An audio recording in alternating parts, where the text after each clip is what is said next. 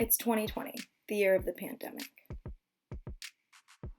We've been glued to our phones, tablets, computers, and especially the TV throughout this year.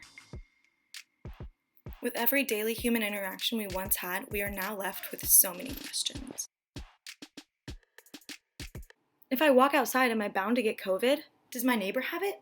The cashier at the grocery store? What if the mailman has it and I'll contract it from touching the stack of cable bills sitting in my mailbox? Have I been exposed? My brother? My sister? Who else have I exposed? These are valid questions that people around the globe have been asking themselves for months. But why do these questions play on repeat in our brains? Who instilled these recurring thoughts in our heads?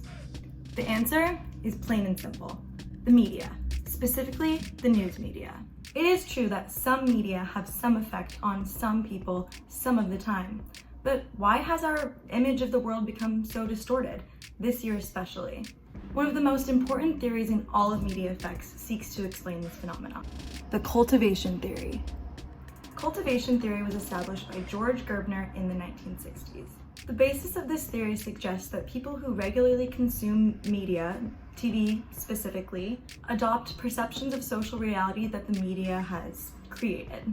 So it only makes sense that people who have been obsessively watching the news or TV this year have adopted perceptions about COVID specifically that the news has repeatedly shared with them.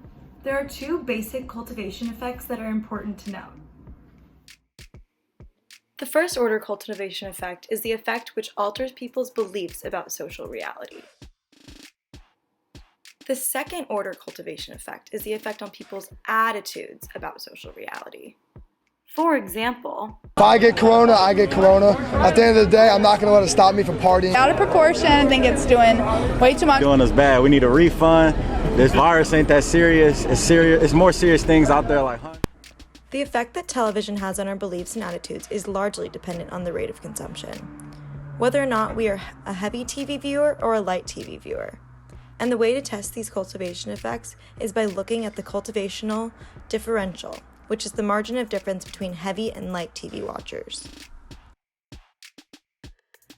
My example of COVID kind of plays into what is known as in the cultivation theory as mean world syndrome, which claims that heavy TV viewers believe crime is much more prevalent than it actually is, leading them to be insecure and fearful of the world around them. Sounds a lot like what's going on in today's world with COVID. Or at least during the beginning of the pandemic, when people were afraid to leave their houses and were stocking up on toilet paper. The idea of resonance explains how cultivation effects are strongest amongst those whose real-life environment matches the ones depicted on TV. For example, COVID outbreaks have been worse in big cities, so you would think that people that live in big cities are the ones that are fearing this the most. But a better example of resonance would be people who live in a big city believing that crime rates are much higher than they actually are. If we were to take a look at cultivation theory using a media literacy approach, the idea of content relates most to the example I used throughout this video. People who watch a lot of TV likely have a strong opinion on COVID, whether it be positive or negative, in comparison to people who don't consume as much media. The cultivation theory says that television presents a view of social reality that heavy consumers are likely to adopt, which would mean that content, meaning the opinions, values, and points of view presented on TV, is also an important factor that shapes people's beliefs and attitudes. Hopefully you were able to learn a little bit about cultivation theory and what it has to do with media fright, media fear, media violence, and how audiences perceive the world. And in this case, the media fear was the pandemic, and what mattered was the content in which consumers were getting their information from and forming their worldviews based off of what they were watching on TV.